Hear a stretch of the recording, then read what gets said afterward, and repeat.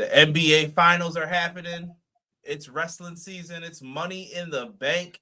And that's what we're going to be talking about here on Clash of the Podcast today.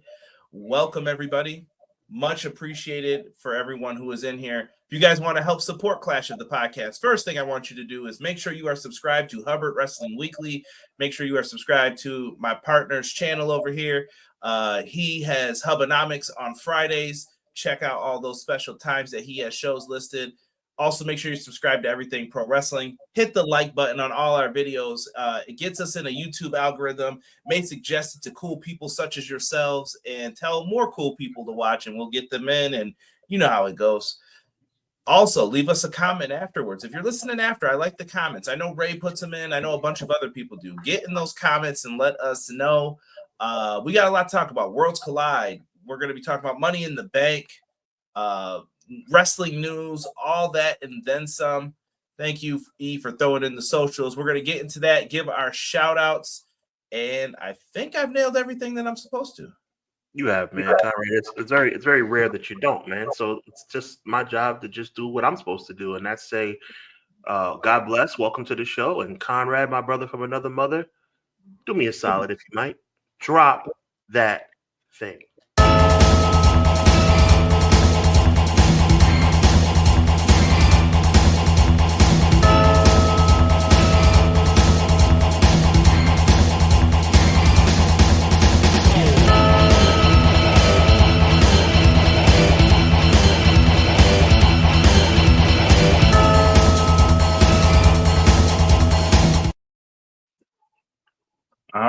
All right. Much appreciated, man. Thank you, everyone who is joining in. Yo, don't mess around with me right now.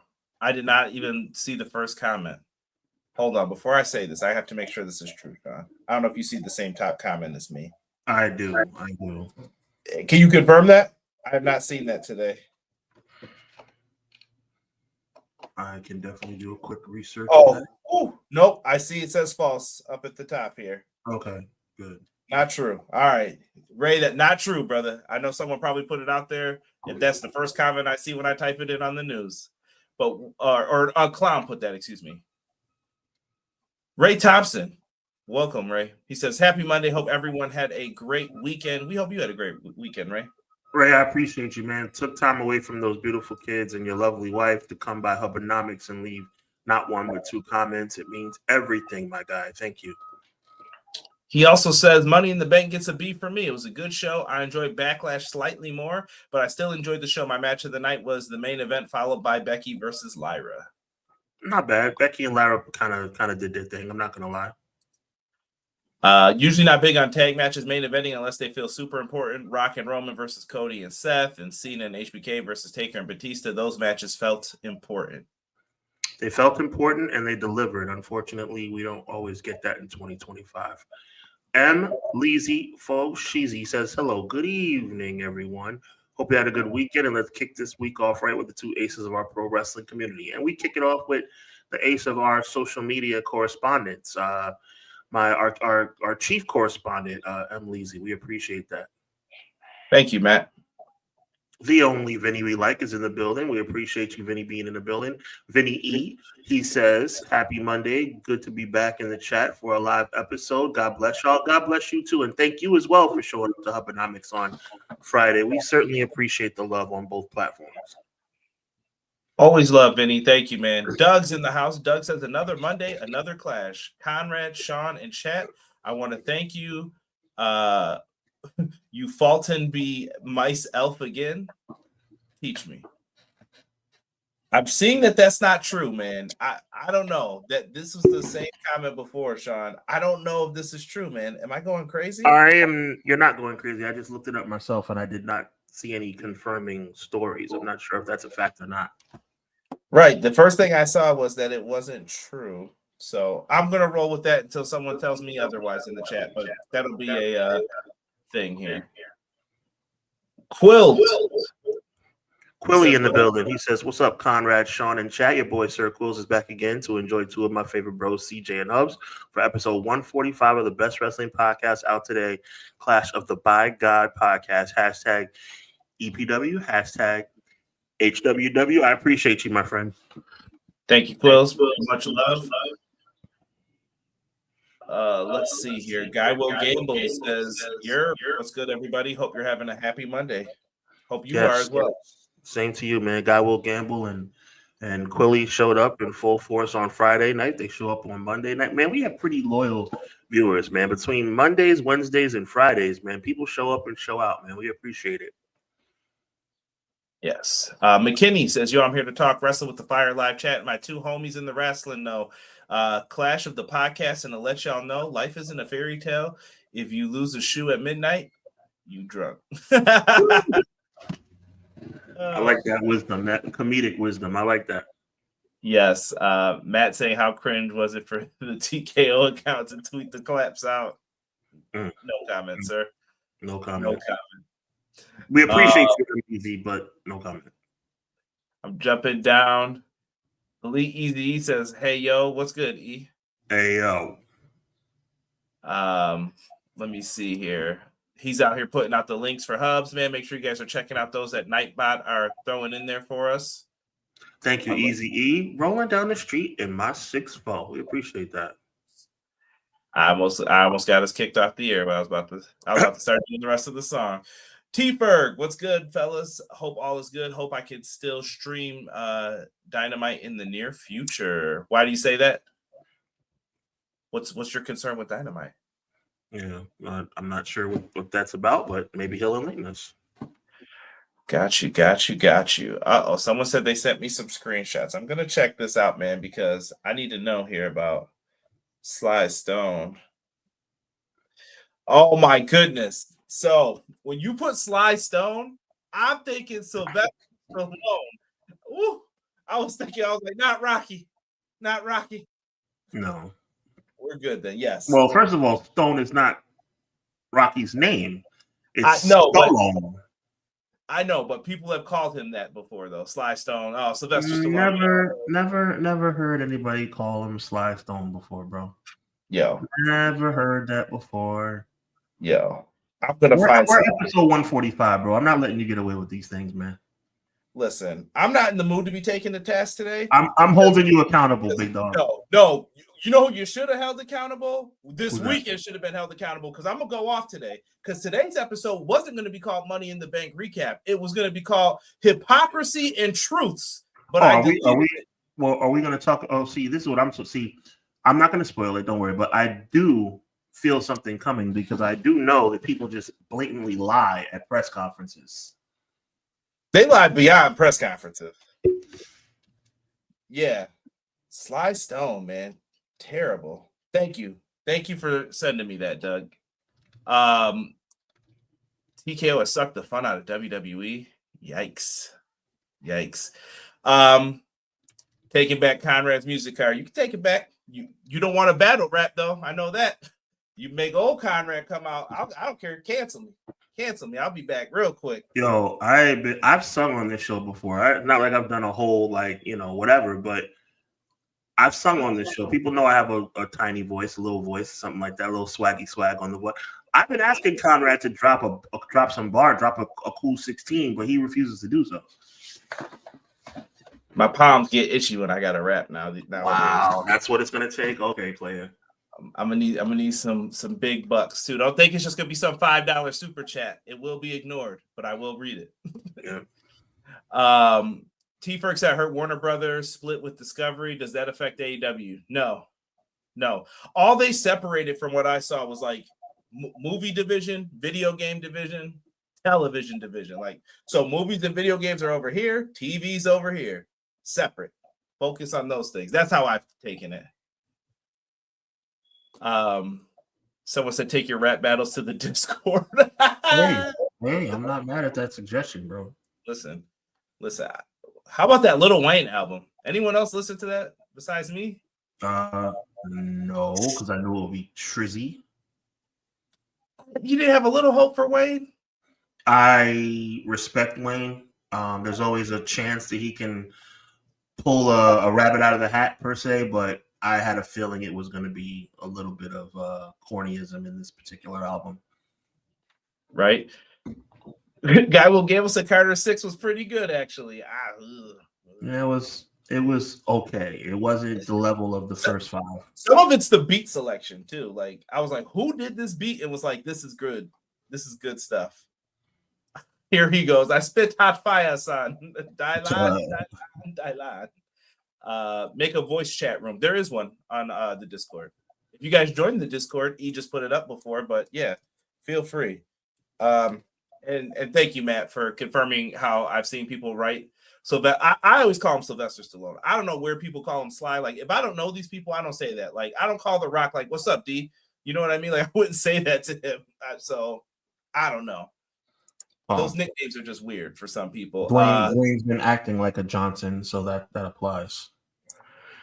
All right, guys. I think it's time to move on. Thank you, everyone who's in here. Hit that like button, like I've said. Listen, one thing I'm not going to do is cuss on here. We made that agreement over 2.5 years ago, but some stuff that comes out of my mouth, like WWE being, well, I didn't get consent from the big boss Conrad Cushman to say the S word that I say all the time on Hubbard Wrestling Weekly. So I'll refrain. But WWE and a lot of people that work there are. I'll just leave it alone. I'm going to show respect to Conrad because Conrad. I'm not going to drop anything on this show because it's a collaboration. This show is a collaboration, guys. If there's certain things that Conrad does with Derek on Wednesdays that he would never do here, there's certain things that I do on Fridays that I would never do here. But there you go, Vinny. Thank you, Vinny. Vinny came up with a word that I can say on here: frauds. Now, people in the chat who have checked me out on Hubbonomics know the S word that I'm talking about. They know that S word. When I say WWER S's, they know what I'm talking about. But I'll refrain from using that word on here. And thank you, guys. Self-serving, Vinny. That's what I like. Yes, we'll say that. Self-serving. Yes. M. Leezy, Vinny, Quilly, Guy Will Gamble. There's a word that I use that starts with a letter S that I use on Hubbonomics as it relates to WWE. Y'all know what that word is. Yeah. I'm putting my respects. R.I.P. to Sly Stone, though. That sucks. If fully, like I said, I'm trying to. I looked it up. I'm gonna trust everyone in the chat. R.I.P. man. Funk legend. Show some love. Hub's keeping it clean. Respect. Fraud Booker. Trash Dookie. Frauds. I'd call The Rock Dewey to his face. You see, you gotta chill, man. Like I don't know this person all like that. You know, at least that's how I always am with wrestlers. I'm gonna call you by your wrestling name. I'm not gonna call you like I know you. You know, suckers. Calling the Godfather, eh? Blood is thicker than mud. It's a family affair. Zach, welcome. Oh, I see. You got Roxanne up there. Yeah, when I wake up in the morning and 11 in the morning, I don't think that I can make it on time. Chill. I was just watching Zach Morris's trash last night too. That's right, bro. That's right, bro. Zach Morris's trash. I am a black man. I am for the culture. I love my people. And yes, I watched Saved by the Bell. And I am not ashamed. Who did it? That was some people didn't. Some people they're like, I never watched that corny show. Yes, you did. I watched Living Single too. Cut it out. Stop it. Living Singles, that's about us. There's nothing about us except Lisa Turtle, who did my boy Screech, rest in peace, dirty for like 8 years. Apparently he deserved it. He Zach Morris, bro. Yeah, facts. Rob, I cannot repeat all of these. Scum, scallywags, and slop tarts. Stop with the Tony Storm stuff. Money in the Bank. Yeah, we'll get into it. Saved by the Bell. That was a show. See, it wasn't like you said like California Dreams or one of those other ones. You know what I mean? Don't wake me up because I'm dreaming. Yo, get this guy out of here. California Dreams. Just let me lay here in the sun until my dream is done. Yo, homeless Mike, somebody. Listen, we got on here the other day. It was like step by step, day by day. Come on, somebody. Y'all better get fired up about this stuff. I'm gonna say white because everybody knows I mean it in a loving way. Y'all know we watched them white shows back in the day and we loved them. Nothing wrong with it. Fridays, I was jammed in front of that TV like, yo, what's happening? All right, let's get back to business, brother. Let's pull up Money in the Bank. You may say, like, where did this other match come from? We're going to have to backtrack, but just know Dom and Octagon will make sense because the other show came before. But I want to talk Money in the Bank first. Yes, sir. You had a long pre-show. Nothing happened on it. So we have right. Money in the Bank Los Angeles. We had our 6 competitors. We did not know this as of last week, who everyone was that was going to be in it. Yeah. I'm not going to say too much bad about this. Look, the right woman won the match, right? But yes. I'm not going to lie to you though. Okay, let's make two separate statements. The right woman won the match. Period. You ready? I'm saying period. The right woman won the match. Period. However, Stephanie Vaquer is really rubbing me the right way, bro. This like a genie in a bottle? Sorry, you like see you like a genie. Oh, don't come on, bro. Come on, bro. I love it. No, but Stephanie Vaquer is really starting to rub me the right way. This woman has it, bro. This woman has it.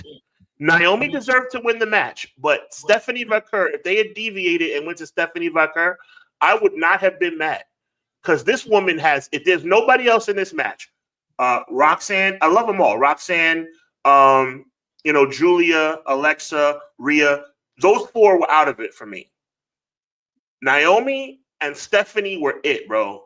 And Naomi deserved it, but Stephanie Vaquer, she's going to be world champion before this year is over. Yeah. Listen, man, she could be. I told you, I think she has surpassed Julia in sure. And that's no shade to Julia. Julia hasn't been pushed the right way. Well, you remember though how it came in. It was, Julia's going to be the star, and then Stephanie Vaquer is going to be the background. It ain't the same, bro. It's game over for that. Yes. Rhea Ripley's kind of taking a back seat too a little bit here. I don't know what they're going to do. Let me tell you something, Conrad. Rhea's going to be right back. She doesn't need. There's certain people that don't need Money in the Bank. Now, look. Let me make this quick. I know my weekly Jey Uso comparison. My weekly Jey Uso commentary, right? Jey Uso to me in 2024. Help me out if I'm wrong. I'm so sorry, Conrad. Yeah, 2024 needed Money in the Bank and didn't get it, and somehow still was able to, turn the corner and win the world title. Right? Thank God. Rhea Ripley doesn't need Money in the Bank. There's certain people that don't need Money in the Bank. So to me, her losing this match doesn't really mean anything. She might be in the main event of SummerSlam for all we know. She could be. Yeah. Even Alexa Bliss, I got to give it up. Like, her reactions are still sustained. I don't know what they're waiting for. I don't know if people are just in love with Alexa Bliss. I know she has a lot of fans. We do have Alexa Bliss Gamer who comes in here from time to time. I'm just astonished that a lot of these people are as over as they are. And listen, we talked about Julia before. We know where Julia's heading, right? If you're watching SmackDown. United States title. Conrad, do you mind if I take 3 minutes to talk about the United States Women's Championship? Be my guest. I have the utmost respect for our current Women's United States Champion. I do. She's a hard worker. But this project is not working. When she comes out, there are no reactions. Like, it is bad, bro. It is bad. And I gotta give WWE credit. What did I just say? Oh, you heard what I just said. It doesn't come out my mouth often, but I'm saying it right now. They have tried to put Zelina Vega in a position to be successful. The fans are not feeling her, bro. I respect her. I'm sure you do as well. The fans are not feeling her, bro. And that title's going to end up going to Julia or back to Chelsea Green. I don't think they should have took it off Chelsea that fast, though. I thought they still had something there. You just added a new member to the her service. Am I saying that right? Her service. Yes. Hervis. Thank you, Secret Harvest. But I They would had like you, Conrad, my brother, to go into a little bit more detail. If you don't mind, let's deviate slightly and give me a little bit of a synopsis on your end about why you think Zelina Vega has been unsuccessful. I just think it's the constant movement from where she is. I think Zelina Vega functions better as a manager. There are just certain people that I will feel that way about. I said the same thing about Enzo Amore, for example. Enzo, fantastic talker, worked great with Big Cass. Big Cass was the in-ring. Enzo was the talker. It's Road Dogg and Billy Gunn, I always call it. Like, that's when it clicked for me finally, and I saw it with other people. It's Max Caster, Anthony Bowens. You name the company, you will find the duo. And it's like, yes, you need someone who can talk. And some of these people wrestle like managers. Think of Bobby the Brain Heenan. Bobby the Brain Heenan is actually pretty good at wrestling. Yes, the difference is Bobby Heenan bumps awkwardly because he's not trying to portray himself as a wrestler. He is trying to portray himself as, I am a guy who should not be in here. And you felt that when Big Boss Man is beating up Bobby the Brain Heenan for talking about his mama. And if you know, you had them Coliseum videos, you know what I'm talking about, the storyline. And Heenan's just getting ragdolled all over the place. Same thing here. I think Zelina Vega should be with like Andrade or whoever. It doesn't matter who you want to put her with. Name the wrestler at this point, right? But that's the role for her, I feel. And it would be better. I just wanted your take on, because I've been watching on DVR delay SmackDown, and I'm like, yo, this young lady is getting no love. I mean, her music hits, and there is no reaction, no booing, no cheering, nothing.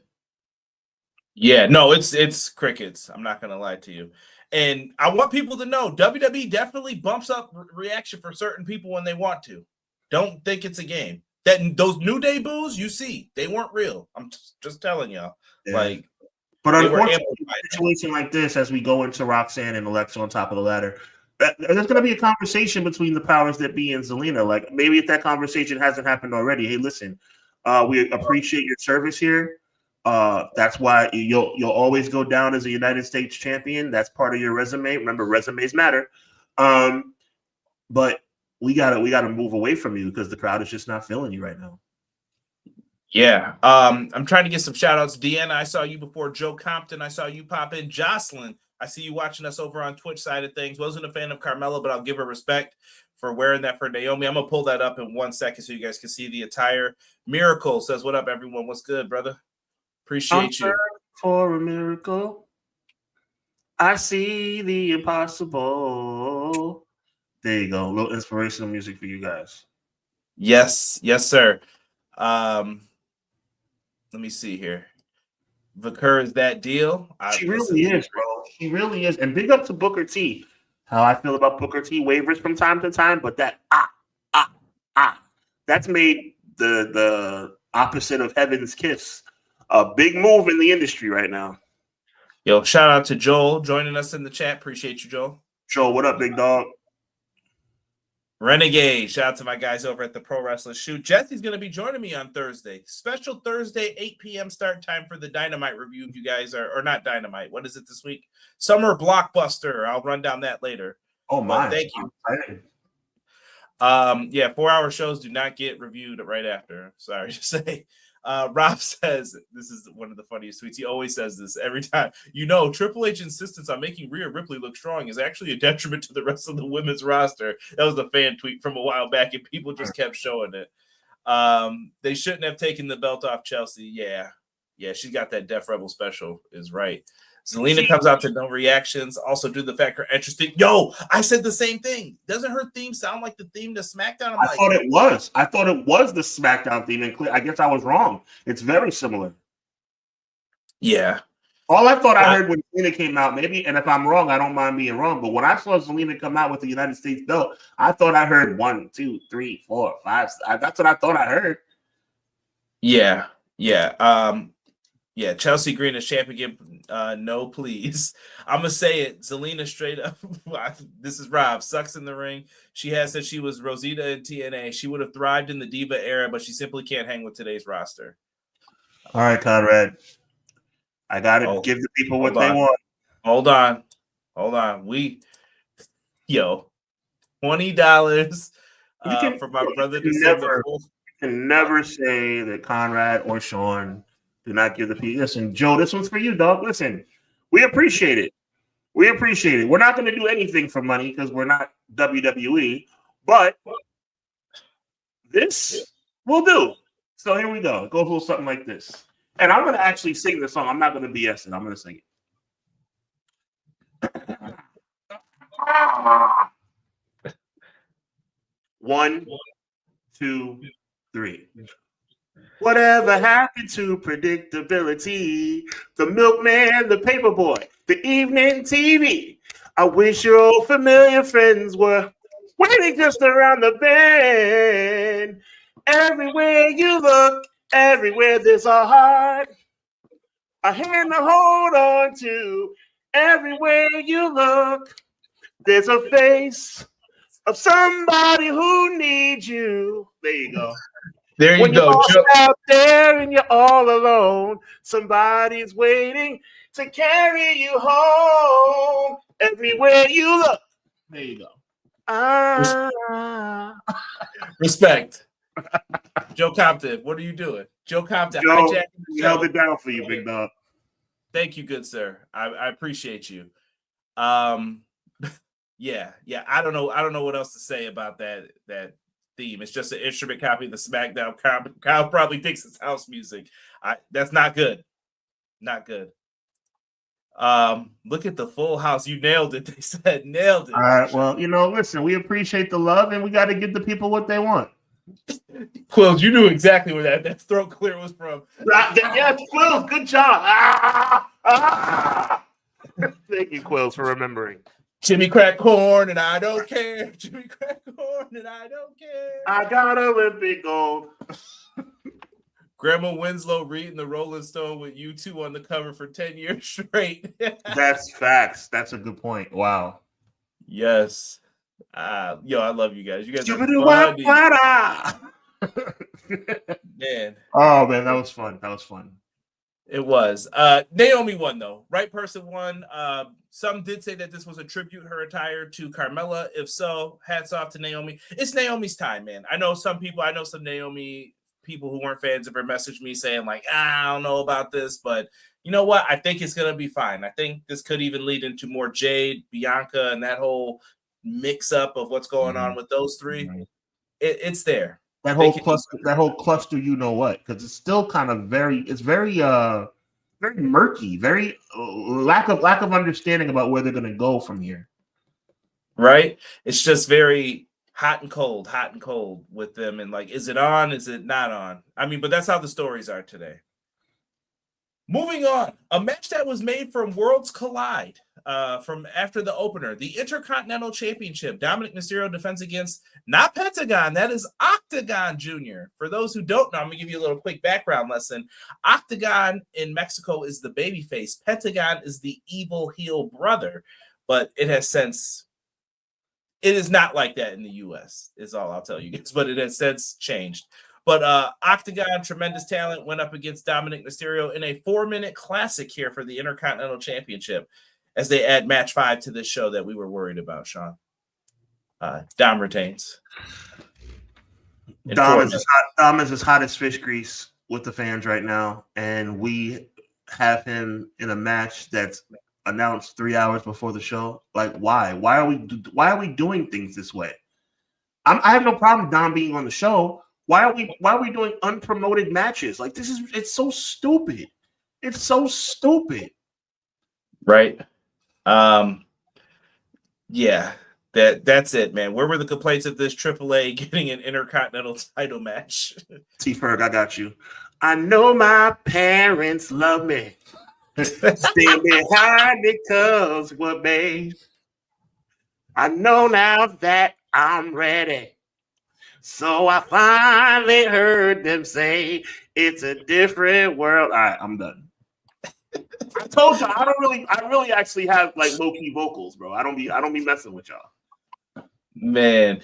Yeah, that's what it was for Dom. I mean, I don't have anything else to say. We're still waiting. I have nothing else to say too. I just think it's silly. He really is over like Rover right now, and we have him in an unpromoted match. Maybe that was their way of trying to get the YouTube folks to maybe come on over and watch the show. I guess. I mean, for 4 minutes though, you know. Yeah, I feel you, bro. Women's Intercontinental title match: Lyra Valkyria, Becky Lynch. They tried to throw some extra sauce on this. If Becky wins, she'll raise the hand. Not gonna lie, this was one of those reversals, trunk grabs. Becky Lynch wins. Becky Lynch is the Intercontinental Champion. She made Lyra strap her up with the title, raise her hand to all 4 corners, and then she got German suplex after that. I'm not gonna cap. This was one of my matches of the night. Well, one of my matches of the night. There's only 5 matches. This was my second favorite match of the night. I enjoyed it. I actually enjoyed this, and I like how Lyra, even though we all knew she would lose the title, she ended up looking kind of strong because she wasn't going to allow Becky to continue to pile on with the whole celebration thing. The contractual obligation was for her to raise her hand 1 time. She ended up having to raise her hand 4 times and strap the belt around her waist, as Conrad just said. But then Lyra beat the crap out of her on the way out there. I like that. That means that there's more to the story. Hopefully Lyra can continue the momentum because Lyra was kind of treading water with that title before the Becky Lynch feud. So let's see where she goes from here. Yeah. I'm all right with this. I don't know what's the end result here. Is Bayley coming back? Is it we finish this feud off and then, Becky gets her comeuppance from Bayley? Are we elevating Lyra? Like, there's a lot of questions with this. So we're going to have to do the wait and see what happens here. But I agree with you. I thought it was a solid match. Did you like this match better than the first one on the last BLE? I did. Interesting. Much respect. Cool. If you had a preference to either one, let me know. I'm not even doing any more of these themes. I see you guys. That single leg step on your head crab was nasty. Yeah. Very, very gruesome. I like it though. Shades of it reminded me of a guy named Y2J, we'll just say. Like who used to tame lions? Yeah. And here was the men's Money in the Bank. Once again, this is fully rounded out for us to now see El Grande Americano. Sean, I do not need you to start any of your mess with this. Oh my God, I just was confused about the commentary saying that he wrestled twice in one day. That's the only thing I'm confused about. But okay, I won't say anything else. LA Knight was here. Pentagon, Andrade, Solo Sikoa, who was probably the funniest person in this match, and Seth Rollins. Funny. This is what it was, and I actually thought I enjoyed this one slightly more than the women's Money in the Bank. They did a lot of stuff in here, Sean, that I thought was very unique. I guess favorite spot of the match. Mine was the Grande slingshot that looked really bad. It seemed like so much extra stuff. LA Knight's the smartest person in this match, though. He didn't do anything dangerous. He learned from Stone Cold and The Rock, for real. He climbs up the ladder. Seth holds the ladder. It falls into. If you know physics, like this isn't super crazy, but it looks crazy as it's happening. Like, oh, and he goes up there, headbutts Penta, knocks him off.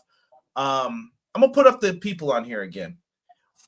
We know in the end, Seth Rollins is the guy, right? But what did you feel into this match, though? Like, do you think they missed something with someone else? Was Seth not the right choice? And then we can get into the other piece of the match too. The problem with this match is that, and I mean this with no disrespect intended.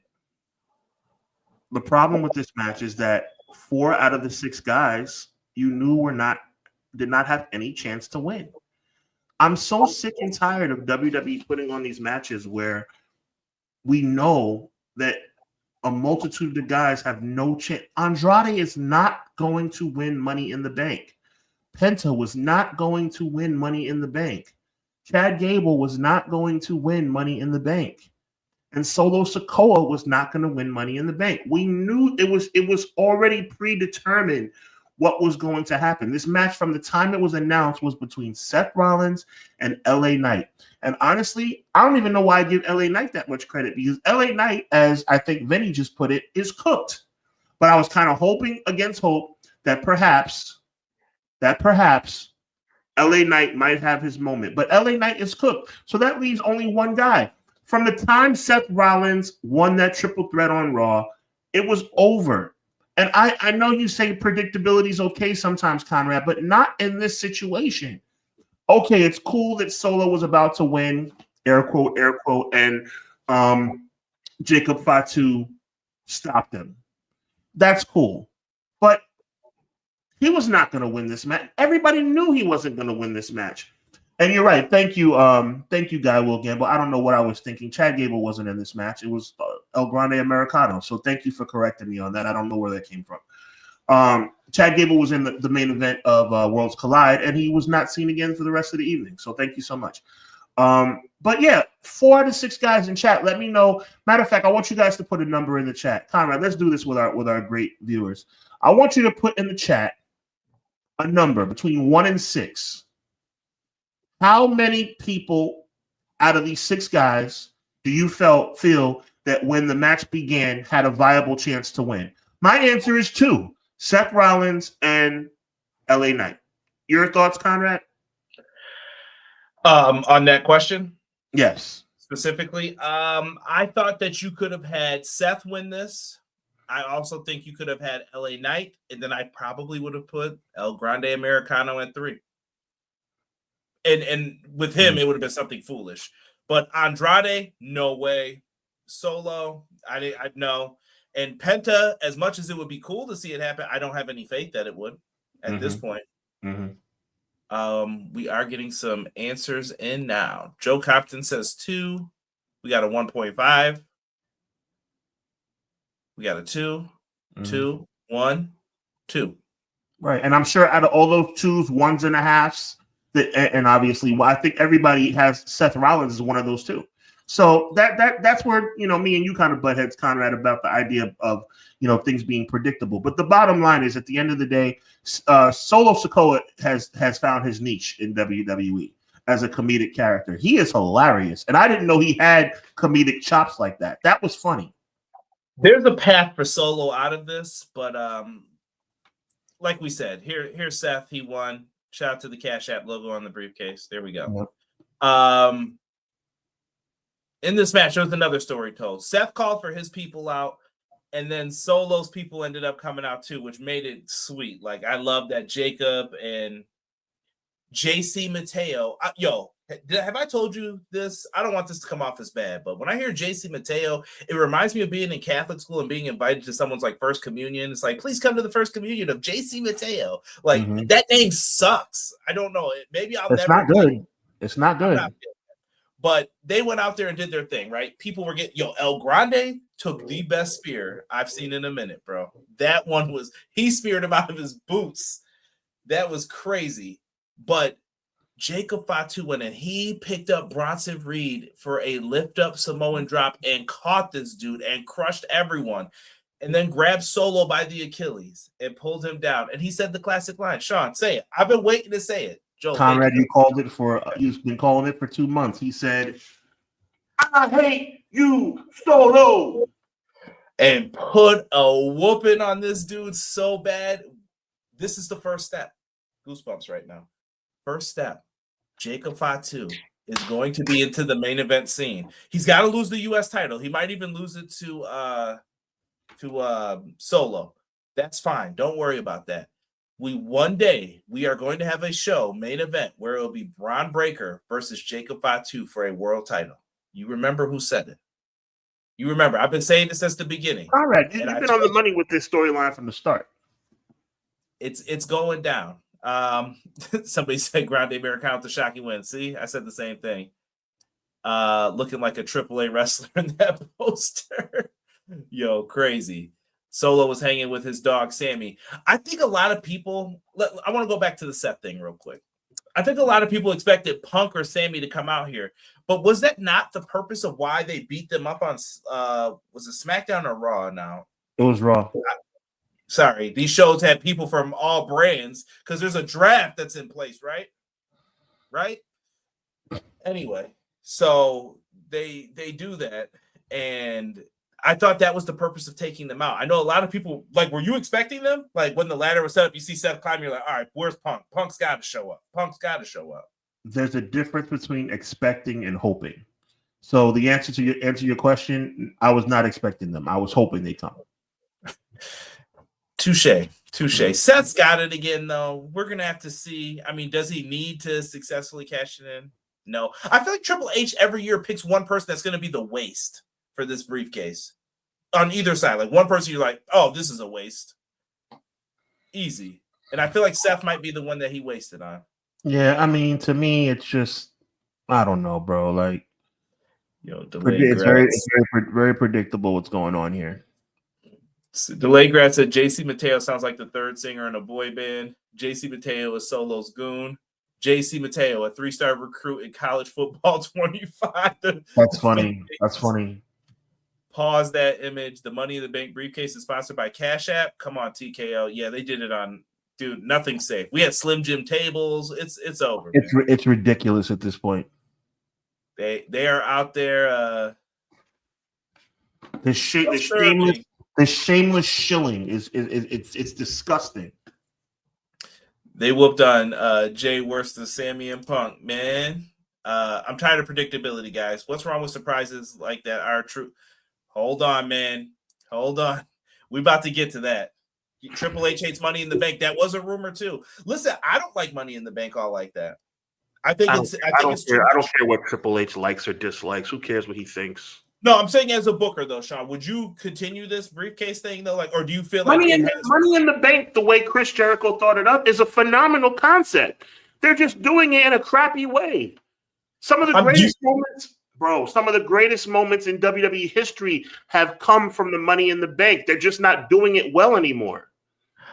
I like it if it was, we need to spice things up. Money in the Bank match. Cool. That's fine with me. Like, we're going to build some young cats up. This is what we're going to do. That I don't have an issue with. My issue is that it's like every year, it's that time of year, 2 briefcases floating around. You got 2 cash-ins possibly, and it's like, guys, I get it, but you're watering it down. It's not often that I vehemently disagree with you, but in this case, I vehemently disagree with you. I can go down the line. Obviously, the first cash-in by Edge on John Cena was absolutely fantastic. Seth's cash-in at WrestleMania 31 is one of the greatest moments in professional wrestling history. No exaggeration. CM Punk cashing in on Edge on Raw was the first time it was done on national TV. It was awesome. But see, then you have times where it's like, okay, well, you know what I'm about to say, right? Damian Sandow is unsuccessful.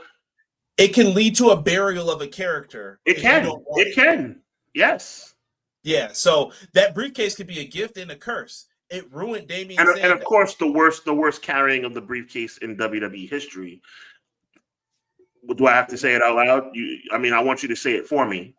No, you please say it, because I was going to say something else, and if it's not what you're thinking. Well, the worst Money in the Bank. What's the word I'm looking for? Money in the Bank. One of mine is almost a superhero. Well, yeah, but I didn't like that one. But her cash-in was still kind of cool. But anyway, I'm just looking for a word for carrying it around. But the worst person to carry around, the worst booked situation, even worse than Otis, Deanna, because at least they changed their mind and went with The Miz. It has to be Austin Theory. Oh yeah, cashing on the U.S. title was dumb diddy dumb. Dumb diddy dumb. I'd never ever like that, guys. I'm gonna throw your comments up on here. I can't keep up, but there's too many good ones here. Corbin was bad too. That ruined Corbin. Getting pinned by Jinder Mahal was bad. I know they were trying to spice things up, but nah. Oh, by the way, a little revelation for you, Conrad, and for the chat. Do you know the real reason that I wanted Jey Uso? It's gonna make sense. Just bear with me. Do you realize the real reason why I said Jey Uso has to be world champion back from late 2023 all the way through last year and through this year? Why so, Sean? Because of Jinder Mahal. I will never forgive them. You cannot tell me that Jey Uso or many others did not deserve to be world champion when people like Jack Swagger and Jinder Mahal were world champion. That is unacceptable, bro. Another thing, Conrad Cushman, are you going to sit up here and tell me that Jinder Mahal deserved to be world champion and Damian Sandow, during the time he had Money in the Bank, could not have won the title at least for a little while? The world title at that. At least. I thought they should have did it. Honestly, and if you go back in time, what year was that when it was Sandow? Was that 15, 14, 15? Sandow had to have been 20. Oh, my goodness. 13, maybe? Yeah, something along those lines. It's been a while ago. I thought Cody should have won that year. If you go back and if you can never find me, like, talk about it, I thought Cody should have won it that year. But maybe they were protecting him, too, in the long run. But to stay focused on the subject and your tremendous question, Conrad, no, Money in the Bank should not be abolished. But we should abolish these ridiculous ways that they've been utilized over the past few years. And I'm hearing a rumor that you can cash in on tag titles now. I think so. It sounds like any title. Well, see, then if that's the case, then get rid of it because they're making it mean it's getting bad. It should be. That's why I'm saying that. But see, that's unfair, Conrad. I'm gonna tell you why it's unfair. It's not Money in the Bank that's the problem. It's the ridiculousness of Triple H and the storyline writers that are actually opening up the Money in the Bank to anything other than world championships. If you're going to tell me that you can cash in Money in the Bank on the women's intercontinental title or on the world tag team title, then get rid of Money in the Bank. But if Money in the Bank is exclusively for the World Heavyweight Championship or the WWE Championship, then it should not be abolished. But yes, if they're going to open it up to all the titles, then it's disgusting. That was my point, though. It's stupid. Then at that point, let's just have a tag team Money in the Bank. Let's have this Money in the Bank. The rumor I heard, and you can correct me if I'm wrong, Conrad, please do. I heard a rumor or read a rumor that WWE is going to open up Money in the Bank to tag team titles where the winner of the Money in the Bank can choose their partner and then challenge the tag team champions. Did you hear that? Someone said all championships, so I don't know how true it is, but I have heard people say it's for all championships. Okay, yeah, that's ridiculous. Seth Rollins cashes in on the NXT Women's Championship. Might as well, delayed grats. James brings up a good point. He says, just a reminder, the women are undefeated at cashing in. That is true. They have 100% rate. At this point, cash in on the 24th. Good point, Vinny. Conrad, this is another thing that genuinely, I know it sounds like we're having fun here, and we are, but this genuinely bothers me. Money in the Bank, the way Chris Jericho created it, is an iconic thing in WWE history. And when something, and Conrad, correct me if I'm wrong, it's not just about wrestling, it's about life. Okay, so take this ride with me if you would. Chat, take this ride with me if you would. When something's iconic, when something is just genuinely awesome, it takes effort to ruin it. Does that make sense? It's like you have to go out of your way to ruin it. And that's what WWE is doing. They're making steps. They are making effort to ruin Money in the Bank. That's the reason why we're questioning about whether or not it should still be a thing, because Money in the Bank was naturally awesome, and they're literally ruining it every single year. Yeah, and that's why I think it was important to read Matt's comment about Triple H doesn't like it, which I did see as well. Like, well, if that's true, then he's not doing a good job in restoring the feeling for it, but neither here nor there. I don't think it's going to go away. It's a gimmick. It sells toy play sets. It's T-shirts. It's a item to sell. I don't see it going away. But I'm just saying, if they took a break from it and used it when necessary, like Hell in a Cell, things like that, like they seem to be doing now, I would kind of consider that one too, or consider how can we freshen this up so that it's not the same people and we're in this thing. But let's get to the main event. Shut up, E. I saw what you wrote. Restore the feeling, eh? The last time is now. John Cena and Logan Paul taking on Cody Rhodes and Jey Uso. While I enjoyed some spots in this match, I know looking at this that I kind of wish that they went a little different route, but I can't complain too much about it. It's a pass. It's a pass for me. And I don't mean passes in like bad. I mean passes in like you did all right. You passed the grade. I like the spot with Logan and the drone. I thought that was really creative how they did that with the suplex with Cody. I also thought the moonsault to the outside through the table was really good. I see people, you know how I see, Sean, I don't know if you heard me say this on the Dynamite reviews. You know how I always say when you watch Dynamite, look for that one thing that you know that the other side's going to complain about. I knew as soon as Jey Uso did that spear and the table didn't break, I was like, yep, there it is for him. And they were going to latch on to that. This is what people do. I'm not trying to be funny. I'm being 100% honest with you guys. They're going to latch on to that, and then they're going to use that to make their point like, see, yeah, this is what I'm talking about right here. Like when Jey Uso was unsuccessful for the one and only time he ever was unsuccessful on a poncho over the top rope before WrestleMania. Yeah. Same thing with Top Dollar. If you don't like Top Dollar, you're gonna latch on to that and continuously bring it up. He's a pretty good heel, though. Now, you know what I mean? Like, what he's doing is working. It's got people talking. But I thought this was a fine match. I just didn't like that Cody kind of won, and then he went to the outside to, like, pick Jey up. I was like, what is this? What? I know Cody's the all-time good guy and all that. I just thought that maybe Jey should get the pin. They haven't done a good job in, like, making Jey feel like he is main event. Like, you're doing this. I'm trying not to say a bad word here. You're middling him. Don't do that. Don't middle this guy. Let him be your world champ. I know tonight it's going to main event, but other times. What did I say for the WrestleMania buildup?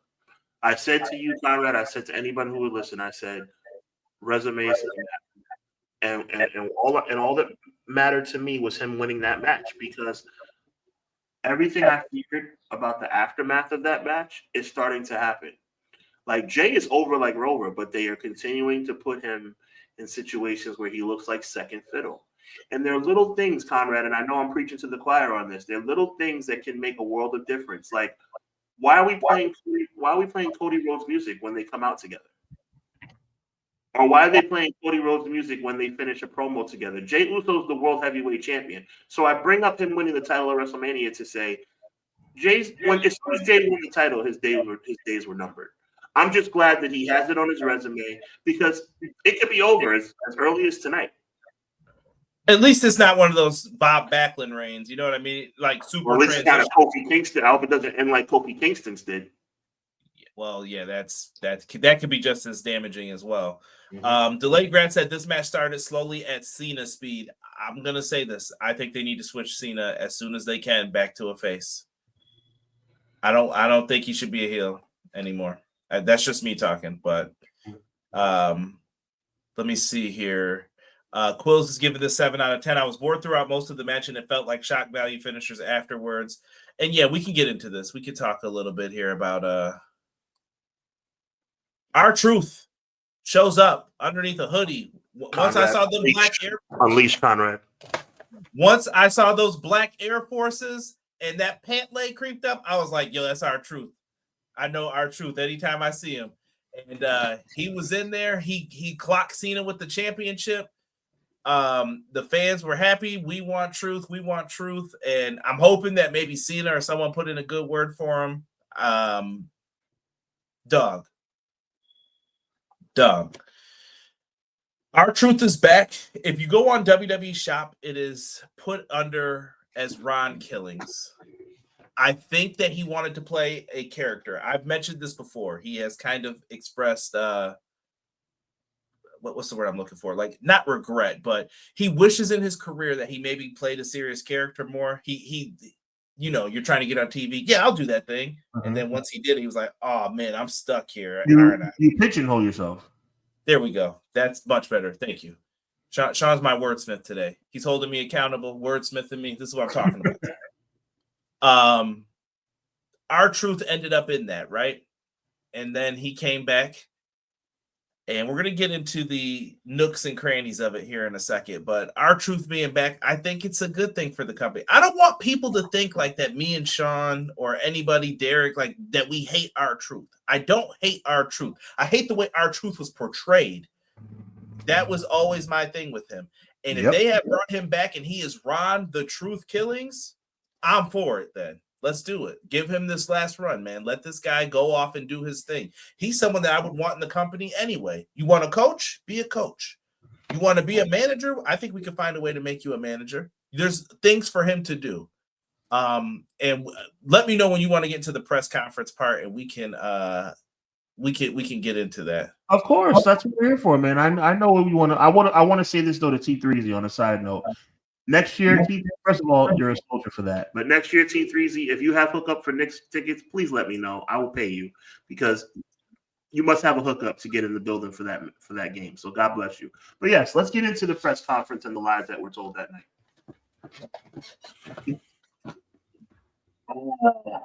Triple H addresses the R-Truth return. This is Christopher Killings, R-Truth's son. Actually, he's a tremendous ball player if you guys wanted to check him out if you're a basketball fan. Triple H went on and was like, did you enjoy the show tonight? I'm going to answer this with a question. Did you enjoy the show tonight? All part of the show. Ron Killing's son said, stop the cap. Good.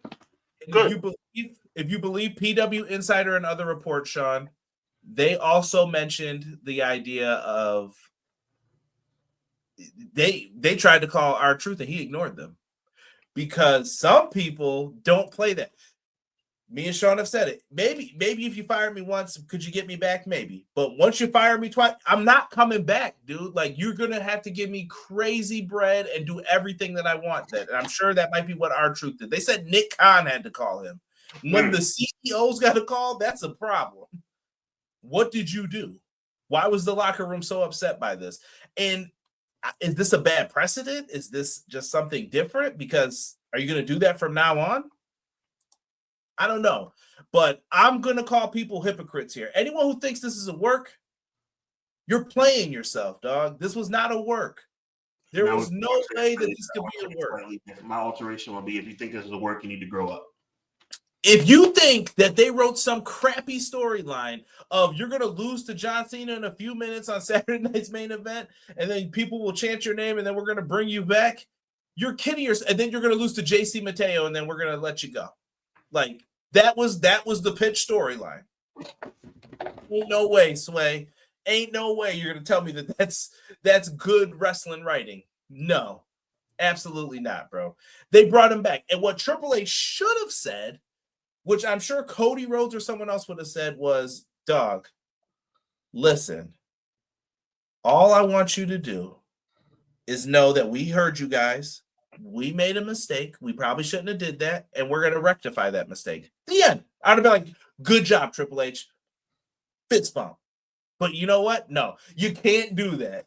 You can't, because you just got to be hateable. You got to be a hypocrite. You got to be a fool every single time. And this is why me and Sean dog on this sometimes. Like, why couldn't you just be cool about it? Why? Triple H hasn't been cool in a long time, and you know what? Even when we thought he was cool, he wasn't cool. Triple H is just like his father-in-law in this regard. Shout out to Rob. He said, you see him saying, we love Triple H and TK. I think his dad told him, don't mess the bag up.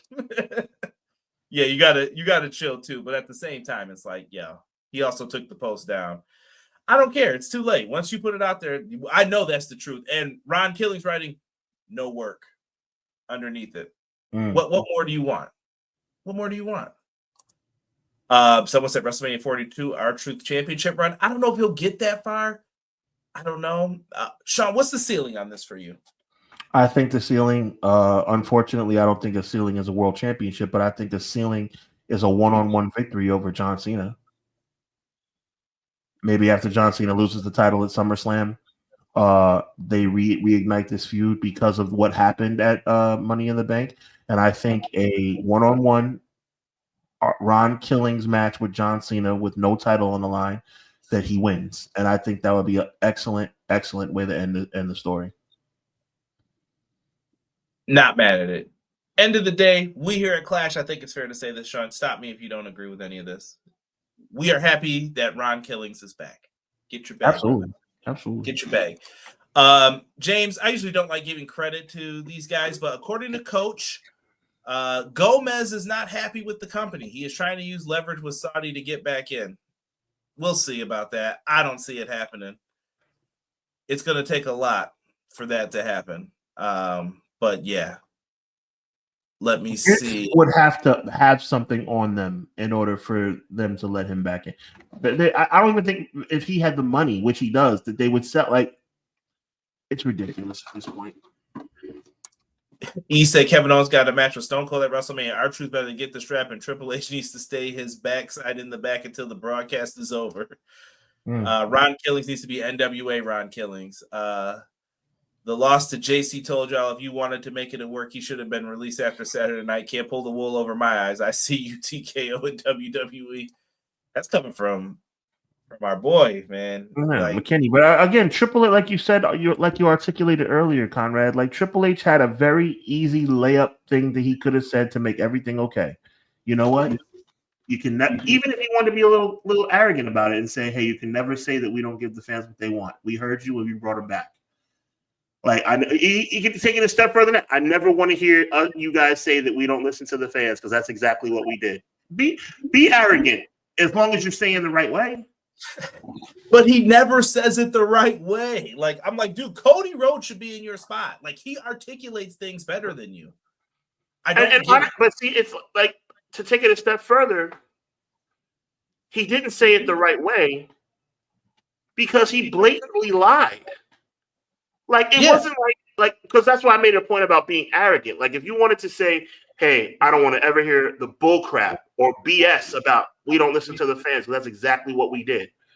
I would have been like, Triple H being an a-hole again, but, you know, he did bring him back, so I guess we can't. But for you to lie, to insult my intelligence and say it was all part of a work, you can't be serious. What up, Tehran? Listen, I want to end this on how stupid do you think we are? Vinny has nailed it right here, Sean. Nailed it, in my opinion. Humility, a word Triple H doesn't know, I fear. At all. I agree. Well said. That is the perfect period into ending that segment. Be better, Hunter. Moving forward, WrestleMania Vegas was announced. God. Anything's worth doing twice is definitely a good time. Saturday, April 18th, Sunday, April 19th. Guess what? Double or Nothing ain't running again. Don't do it. Don't do it. If that's where they're going to run from now on, Double or Nothing's gone from there. Let them have Vegas then.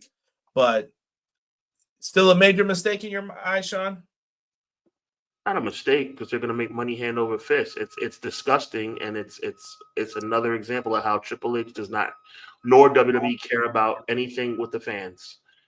The tickets are going to be outrageously priced, and it's going to be another year where me and my family, as we've talked about off the air, want to go to WrestleMania and will not go because we're not going to pay what we would pay to buy a brand new car to go to a wrestling show. Listen, James said, now if only we want cheaper tickets chant would work. Yeah, start yelling that, please. Me and Sean have tried to go to several shows just to link up. Yes, we have. The Royal Rumble. All these shows have in common? Their ticket prices are outrageous at this point. It's outrageous. There's no way that I'm paying that much money for it. And then all the other shows, you got to travel. Like, this is crazy. It's too much money for it. It's not worth it, in my opinion. He said Hubs needs to go to Grand Slam in New York anyway. I think Easy E is correct in his assessment. Yes. Moving forward here before we get into Triple A, WWE has some new NIL talents here. 3 of them are going to come off as possible nepotism picks. But top right corner here, Sean, Jacob Henry. You don't see any hope for any of these guys? Scott Steiner's son, right below him here in the red football jersey. And we have Titus O'Neil's son right next to him.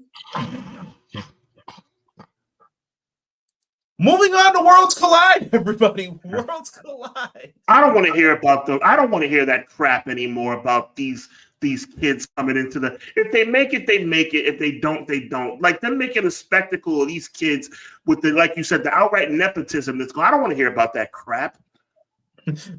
I'm with McKinney. Hashtag lower prices. Is Titus run over? Yeah, Titus is definitely just working backstage from now on. Man, Matt Lopez, why are you and Sean talking? I was just trying to bring y'all the. It's a fact, Emily for she. Thank you, because it's like I don't want to hear about that garbage. It's ridiculous. I saw a post that they put up. All four of them were for the crop, especially the ones that have their parents already in the WWE. We're posting this picture together. 4 future WWE stars. Shut up. I want to hear that crap. If you make it, you make it. If you don't, you don't. I want to. This is ridiculous. Didn't they have some kind of feature on WWE.com or something like that about these 4 kids? I don't want to. Stop wasting my damn time. I wanted to do it in the Ken Patera voice when you said "shut up." Shut up. It's ridiculous. Give me a break, man. I don't want to see that crap. Mark Henry's son, Titus O'Neil's son. Who else? It's Scott Steiner's son. I don't want to see that crap. Funny, the NIL take your kids to work, they chill, delay crap. No, that's essentially what it is. Thank you, Gratz and Emleezy. Like it's complete garbage. Like you're going to feature these kids and they're going to end up being nothing, and then we're going to have to remember. I guess Mark Henry's son didn't work out. Well, I guess Scott Steiner's son.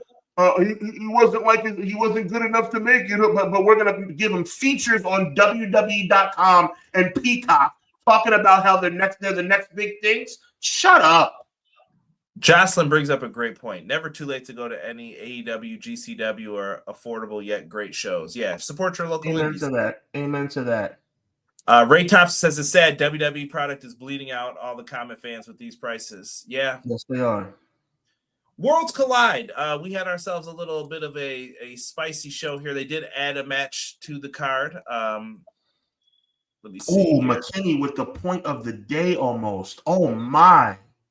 Well, I'll pull it up for you. Oh, my God. McKinney says Obafemi was NIL and Jada Parker was NIL. No cover story for them. I wonder why. And I know that's exactly where you're going, McKinney. I wonder why. Wow.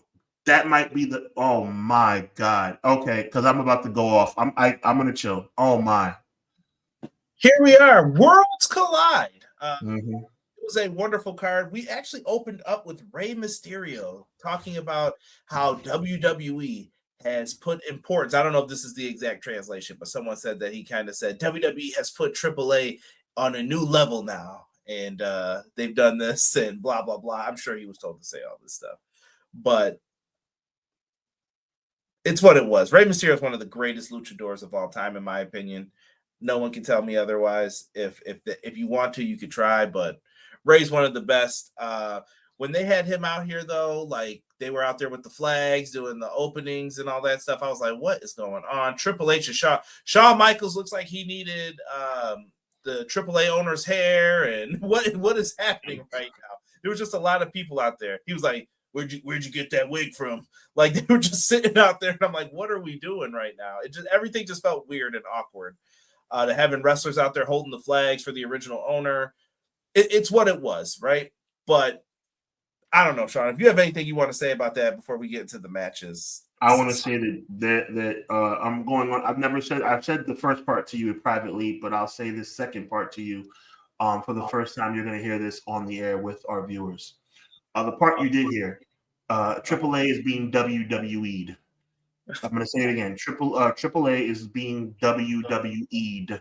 And the second part that I haven't said to you previously that I'm going to say to you right now, AAA will bleed into NXT or AAA will be non-existent in 2 years or less. That's my prediction.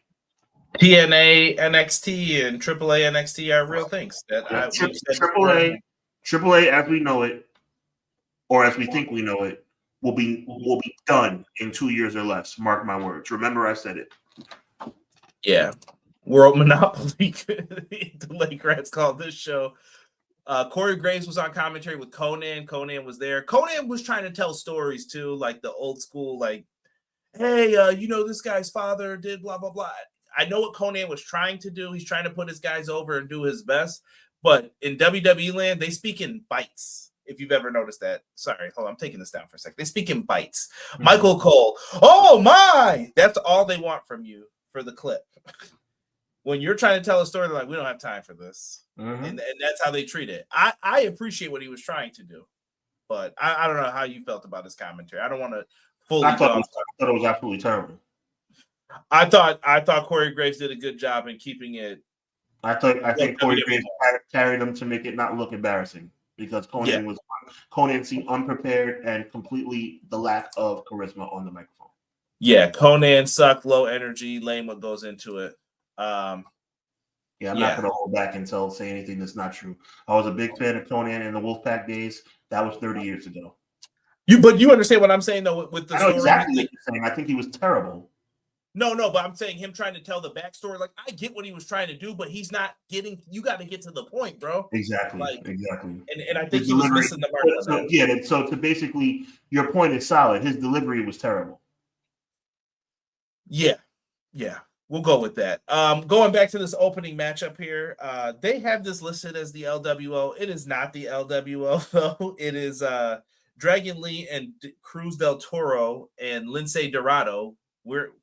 People are probably like, where did he come from? But yeah, he's here. He's a trainer, I believe, in NXT now. They're going to be taking on Octagon Jr., Aerostar, and Mr. Iguana. Mr. Iguana stole the show, Sean. He did. I don't know how you feel about this, but the brother was everywhere. McKinney, everybody was talking about him. And can I get into something else? Listen, these guys won. The baby faces won here. You can't stop the Iguana power. They were big fans. This was a fun matchup. They got into some stuff, but I want to get into Mr. Iguana real quick. Sean, do you know wrestling fans who dislike, it can even be podcasters, Orange Cassidy? Mm-hmm. What would you call them if they were like, Mr. Iguana's great? Because there was a Spanish fly done to a stuffed iguana in this match. Oh, I mean, it's interesting. Hypocrites. That's the word I'm looking for. I was going to say interesting double talk is what I was going to say, but go ahead. And I'm looking forward to a lot of these people who are going to be like, oh, but it's because he puts his hands in his pockets and he disrespects his opponent. Dog, this is fun. I'm not saying this to put down Mr. Iguana. Don't think that. I'm saying this to point out that you are a hypocrite if you say Orange Cassidy sucks, but you like this. It's okay to like it. I'm not saying it's wrong. I like it. I like Mr. Iguana. He got over. It works. I can see why kids would get into it. I'd be selling those iguanas immediately as well. But you can't sit up here and tell me then like, oh, when Orange Cassidy does it, it sucks. I don't want to hear that from people. Double talk or hypocrisy, like you said. I didn't see any video packages for people either. Remember that? Oh, I need video packages for new people. Where were those? Talk, Conrad. Talk your talk. No, I'm just tired of the BS, man. Just stop doing this. That's why today's show was about to be called Hypocrisy and Truth. And the truth was for our truth. Like, that was the purpose of today's show. But I didn't want to write that in there because Money in the Bank didn't get more clicks than that. So that's why I did it. And it's not clickbait because that's more so what we were talking about. But it's garbage, bro. It's just utter garbage, in my opinion. I'm just leaving it out there. No. I was just reading a comment. I think it is hypocrisy, and I think people need to take a long, hard look at themselves and realize, hey, listen, you're just blatantly double talking and blatantly showing hypocrisy about things that are not accurate. Like, it is the same thing. People like to, cherry pick so they can make their point more valid. Yeah. Hold on, I'm gonna read Ray's thing real quick here too, just because it sounded important to him.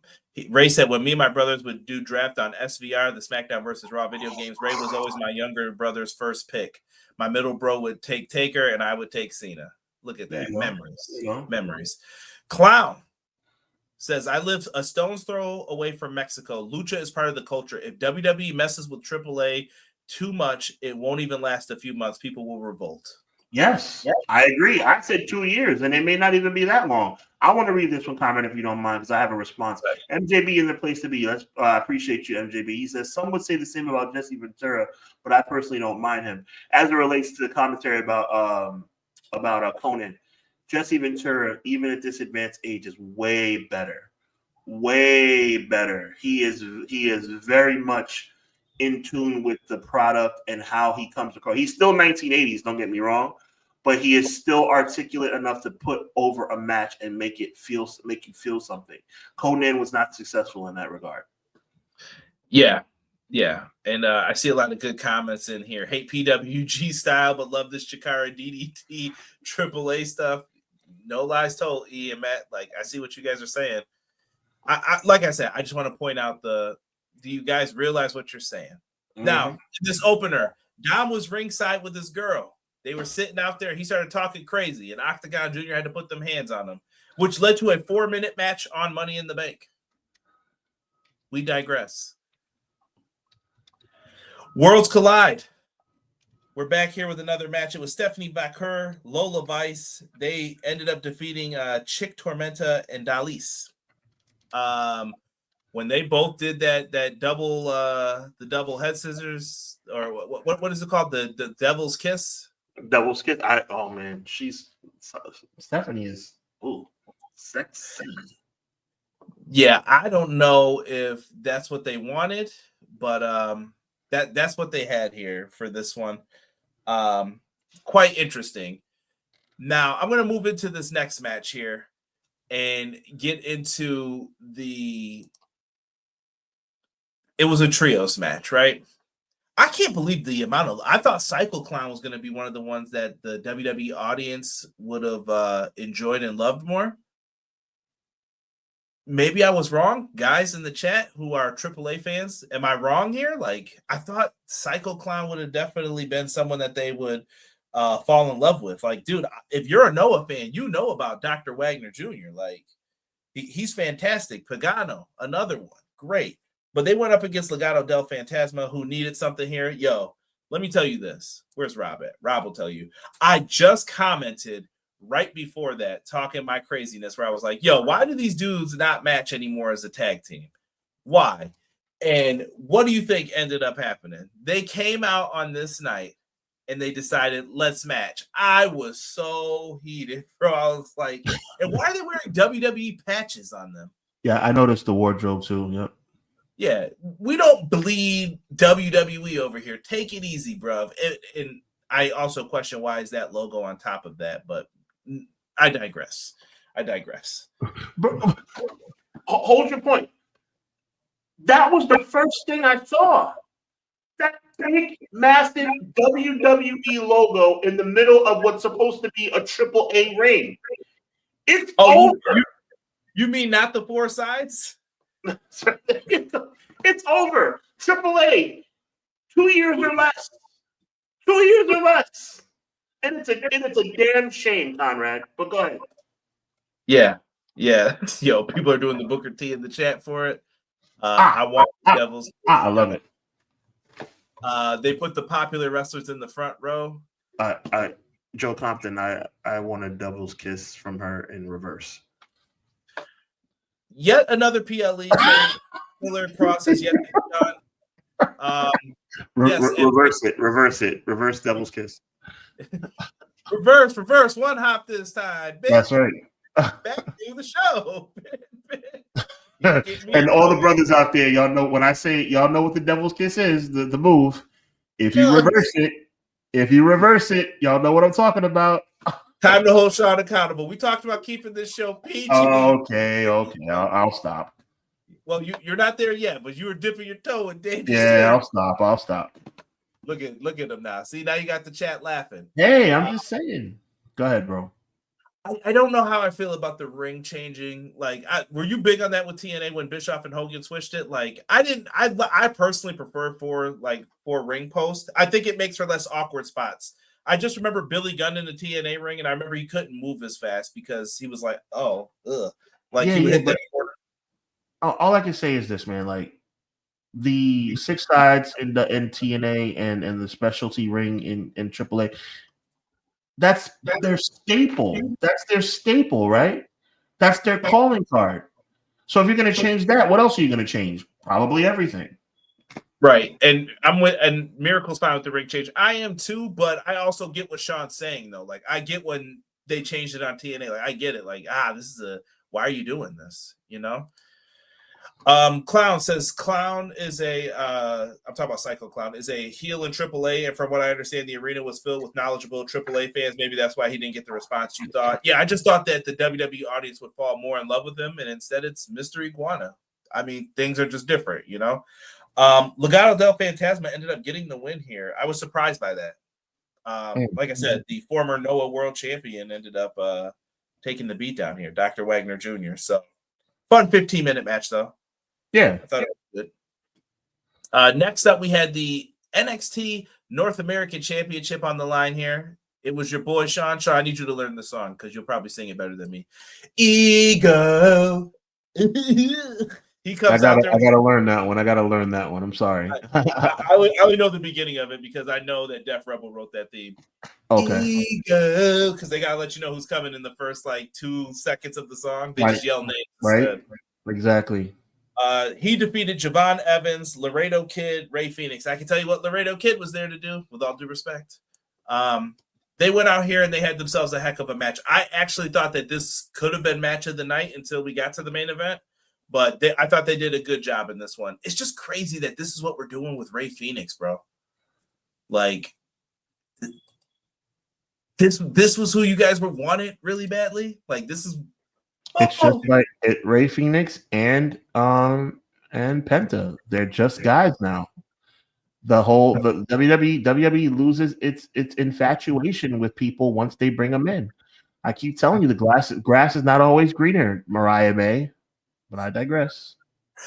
McKinney, I just looked at the date. You cut it out. Kip James, the ring was for his old behind. I'm just saying, anybody who could hit the ropes, though, like watch the awkwardness sometimes where they would slow down in it. Just go watch some old TNA and just pay attention to people who could like really move and hit the ropes. You'd be like, that I see why some people would be like, nah. The Fatal 4-Way was great, Doug said. Bring back the Lucha Brothers. Yeah, it might be that time. And Lizzie says he's just another guy now. I told you. Didn't I say that, Conrad? I told you. It's not going to take long for Ray Phoenix and Penta to become just other guys. Well, my issue is that you had a chance to capitalize on them being single stars, but they're going to end up. They need to be a tag team. We're almost getting to the point of like, save the tag division, and then after that, I don't know what you're going to do. The honeymoon. I love what Joe Compton said. The honeymoon phase is over for Penta and Ray. That's exactly what it is, bro. The honeymoon phase. Oh, they're brand new. They're shiny toys. And when I say shiny toys, I don't feel this way, but this is how I feel WWE feels. Oh, we got 2 shiny new toys, Penta and Phoenix. A couple months down the line, they're in a non-consequential match on SmackDown. And that's why I told everyone the same thing when it comes to that whole the whole feeling of that Ray Phoenix is unhappy and blah, blah, blah. They're going to do it both ways, guys. It's going to happen. Trust me. Like, it's not the first. But you know what? I blame WWE, but you know who else I blame? I blame people for coming to WWE. I've been shouting it from the rooftops. WWE's grass is not always greener. Unless they're offering you millions and millions of dollars, which they may, and if that's the case, I have to take a back seat. But if the deals are comparable between AEW and WWE, I don't see why everybody's so quick to run to WWE. Mariah May is the former undisputed world women's champion of All Elite Wrestling. And I'm not going to sugarcoat it, guys. And that's the problem, Conrad. That's the problem, chat. People sugarcoat things. So I'm going to say it from the rooftops. And thank you, Matt, for reminding me also about Ricky Starks, a.k.a. Ricky Saints. Former TBS heavyweight champion of AEW. Former world women's champion of AEW. Do you know where they are now? They are in developmental. It's time for people to start saying it with their chest. It's time for people to start acknowledging the truth. NXT is WWE's developmental system. Wow. You see, that's the chameleon, though, that they're going to – it's developmental. Am I wrong, Connor? Tell me I'm wrong. You're not, but do you hear what I'm saying, though? This is the game people will play with us. Oh, it's not developmental. It's a third brand now. It's on a TV show. It's got its own deal. But then when it's something that doesn't go their way, it's just developmental, guys. It's not a big deal that they beat developmental. You know, you beat our developmental brand. It's just funny how it works. Pay attention to the optics. I'm just trying to teach y'all, like, just there's certain argument points that you're like, it ain't worth it, fam. Ethan Page got the win. Good for him. I'm glad you brought up Mariah May and getting into that. You know what? This is short and sweet, this one with her. Mariah May, I hope you're happy. I hope you go on to have a great career. People move around. Good for you. Have fun. I know that there's going to be people waiting on the other end with the I told you so's, and that goes both ways. I told you she could do it. I told you this was a bad idea. So we'll see what happens. Like you said, you went from winning the world title on AEW's like biggest stage to here you are. But this could turn out to be the best thing for her. I hope they have a plan. I love your positivity, Conrad, but I'll never understand why you want to go from playing what's a good comparison? AAA ball to there you go. Yeah. I mean, we'll see. I personally think JC Jane is cooked. I think she knew as soon as we heard that, it's time for NXT to get glamorous. We still don't know her name yet either. There you go. Lexus King is on the developmental for the developmental. Yeah, he shouldn't be talking crazy. Some of these stars need work, Joel says. Whew. I don't know. True that. Yep, he remembers. Congrats, you beat our developmental. Yeah.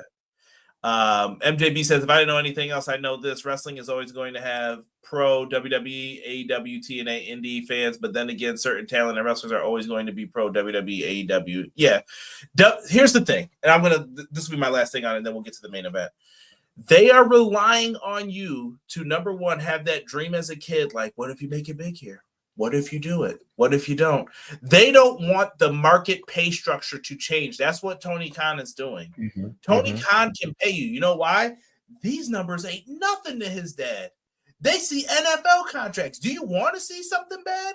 There you go. There's an argument going on in Buffalo right now with James Cook. He wants mad money, and you got to weigh the pros and the cons. Like, is this guy going to get hurt? Is he worth it? Can we get another running back out there that can do the same, and it'll be a little cheaper for us? These are the questions that they have. And we're talking 15 mil. Ain't nobody getting 15 mil right now in wrestling. Right. All right?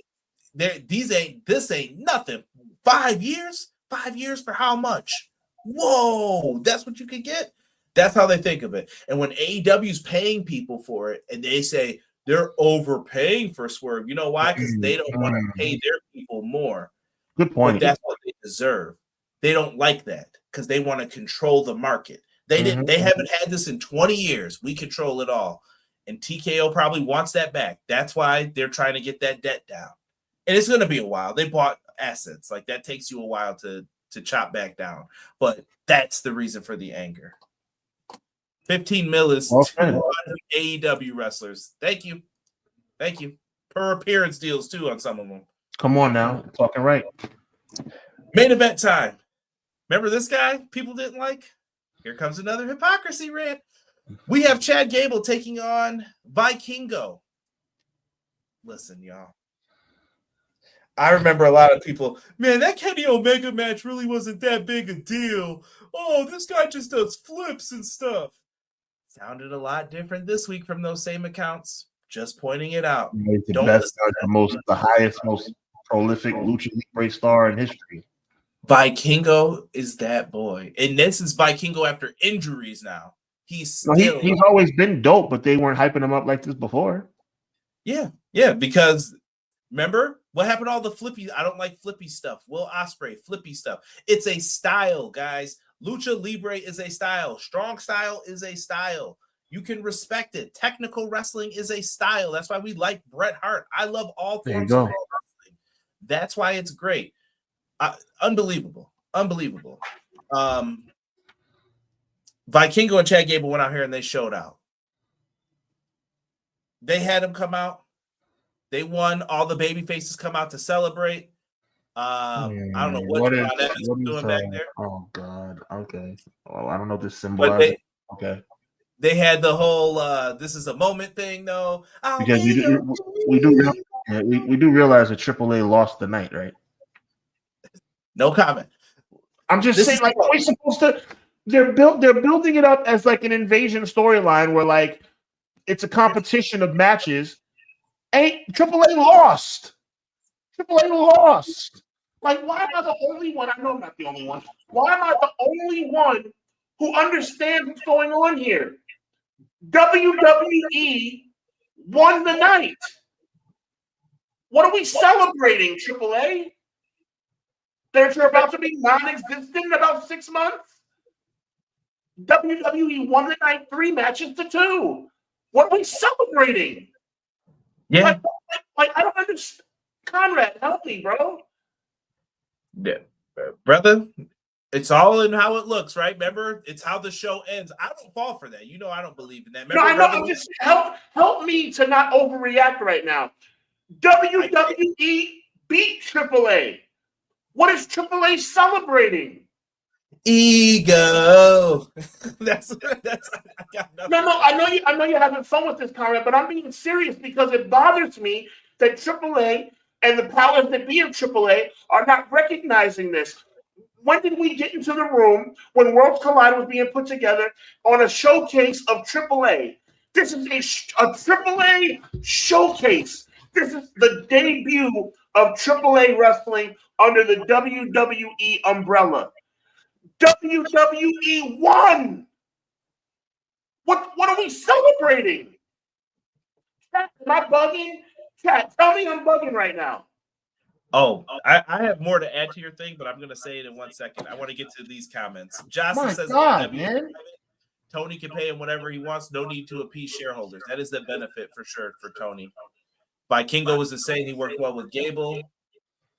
I can't be pro one thing, but Mr. Levesque better hope Vince don't try to come back. Personally, I never hope it happens in my lifetime again, but Russo said Hunter might not have a job in the company. We'll see. I don't know. I don't know what's going to happen with that. I told y'all how I've seen it with Rock lately, though, in him. Javon Evans in the back, LOL, yeah. James, I'm going to get to that in 1 second, that quote. Delayed Grass says, let's be honest, there are pro wrestling fans and then there are WWE fans for whom wrestling equals WWE. It needs to have that logo for fans to like it. That is true. Good point. You know what, Delayed Grass? That's sad, but you're 100% right. I like Vikingo and Doses. Chad Gable was on fire. He's been studying with El Grande Americano, and it shows. Yeah, they've been having sessions together where they training sessions. I mean, it's clear that they're rubbing off on each other. Much respect. Where's your spine? AAA, you got an offer you can't refuse? Absolutely. Look at AAA and TNA getting screwed by WWE. Come on, somebody. Thank you, James. The fans won the night, Brother Hubbard. We was treated some great matches, some entertaining talent. Joe, I love your perspective. It is very fair and very, very much appreciative as it relates to pro wrestling fandom. But I have to disagree with you, my guy. I see what you're saying, and I respect it. Let's call a spade a spade. God bless you, Joe Compton. You're trying to put a good spin on it. I respect it. You know what happened on Saturday afternoon? WWE showed its dominance over AAA. They sat down in a room, they booked 5 matches, and they made sure WWE won 3 and AAA won 2. That's what happened. And Matt said that it wasn't even on PLE. It was a YouTube special. I think they have to do that, though, because AAA fans need to get acclimated to it, because I used to watch AAA on Twitch and YouTube. That's how I always watched it. Like, even their, like, Triple Reina shows, like, that's how I watched them. YouTube, like, it was always free. So personally, that's what I think the strategy was here. And then they were trying to get those people to get PLEs after. People don't realize, Conrad. I think you do, and I think most of our, if not all of our, very educated viewers do. But people don't understand, bro. Oh, what they're gonna do. Some people may not know what we know, though, Sean. Like, we've been around long enough that I'm like, oh, I know this game. Here's what they're about to do. Do you know why WWE won Invasion in 2001? Because WWE was not going to allow WCW to win Invasion in 2001. And I'm not talking about the Invasion pay-per-view. I'm talking about the Invasion as a whole. Only reason WCW/ECW won the Invasion pay-per-view is because they knew eventually that WWE was going to win the Invasion at Survivor Series. This, I'm going to say it again, Conrad, because I want to beat it in people's heads. Saturday was supposed to be a showcase for Triple A.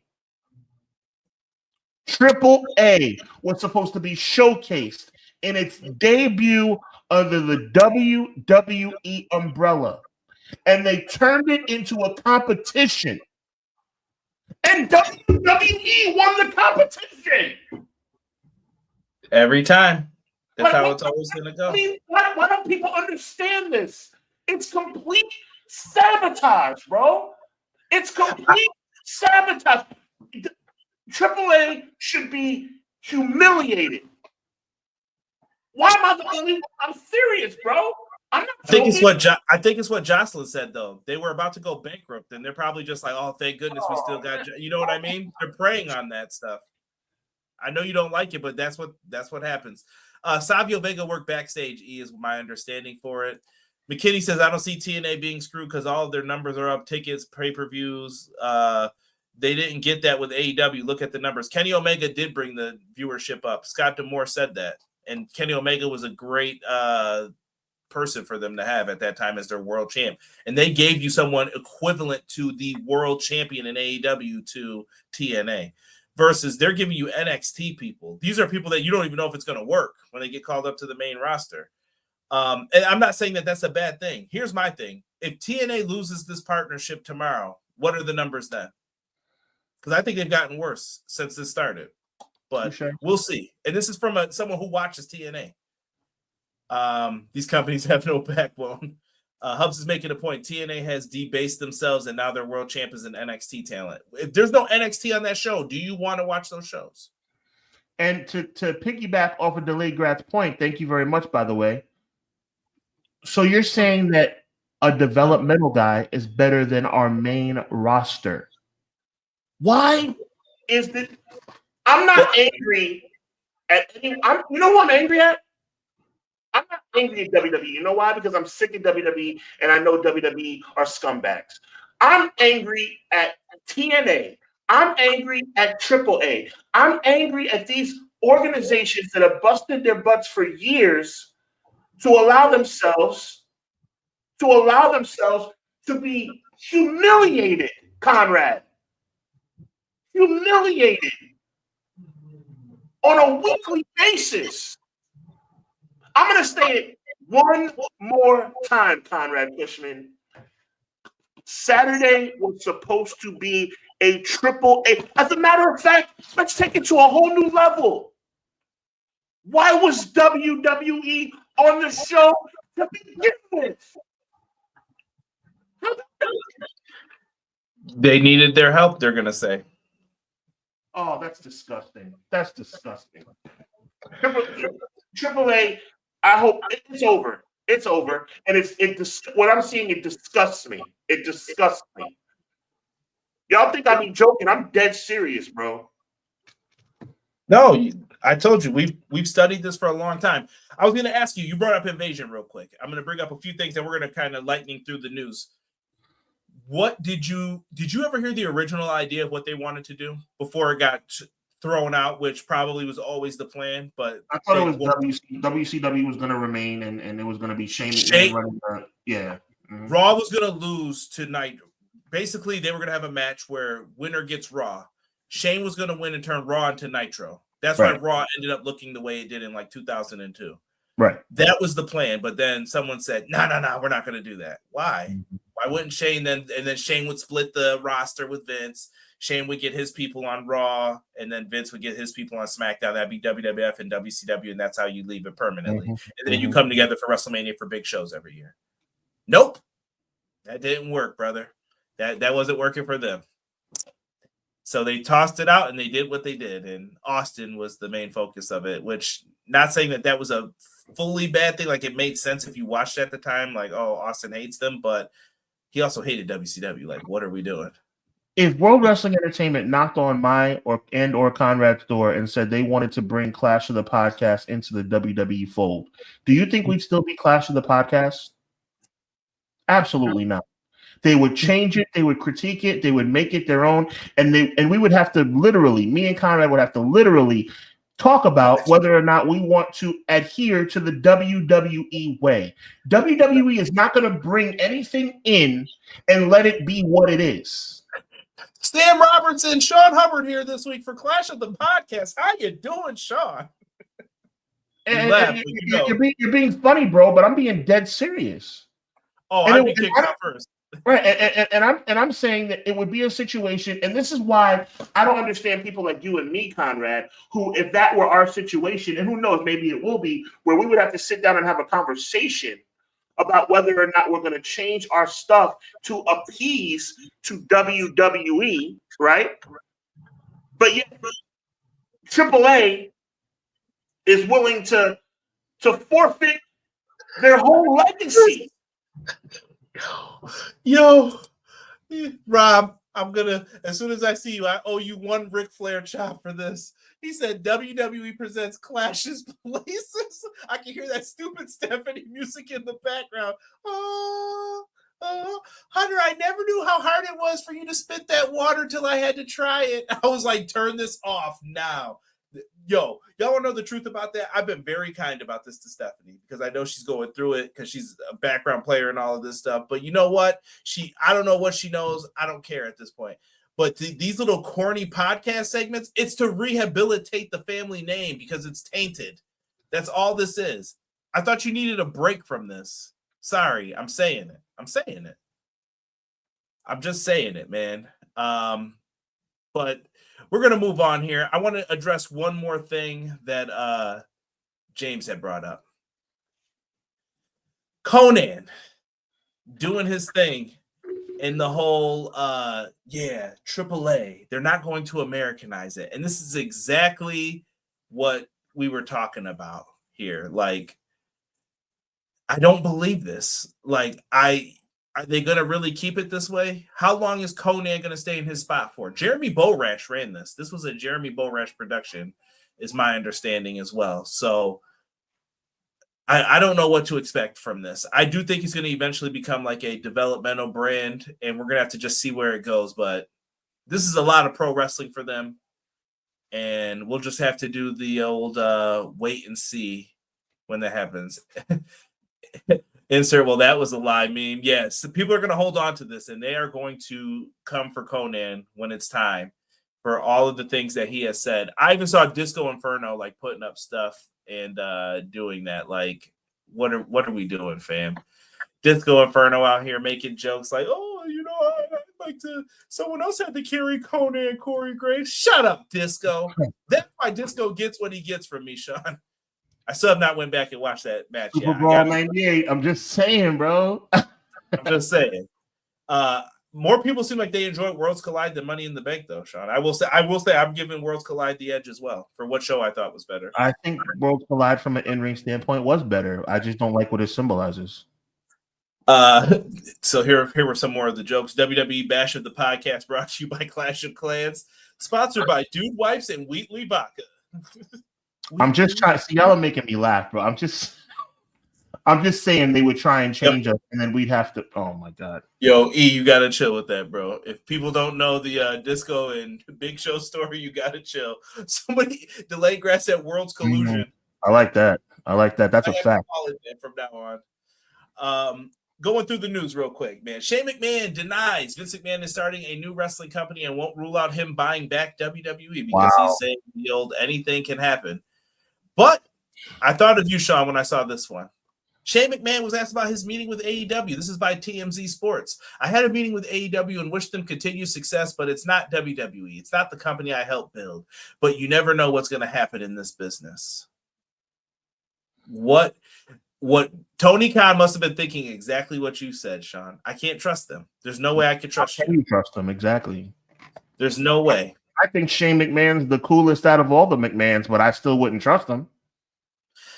No lies told, Jack. AEW Summer Blockbusters happening. Portland, Oregon, Moda Center. I don't know if there's still tickets. Maybe it's going to be 4 hours long. Like I said, Thursday review will be with Jesse from the Pro Wrestling Shoot. Make sure you guys tune in, and we'll be talking about it. We have the contract signing between Kenny Omega and Kazuchika Okada. I sat right here with Sean, and I've been telling y'all since December that the match. It's happening. Will Ospreay versus Swerve Strickland 2. Woo, got a heater.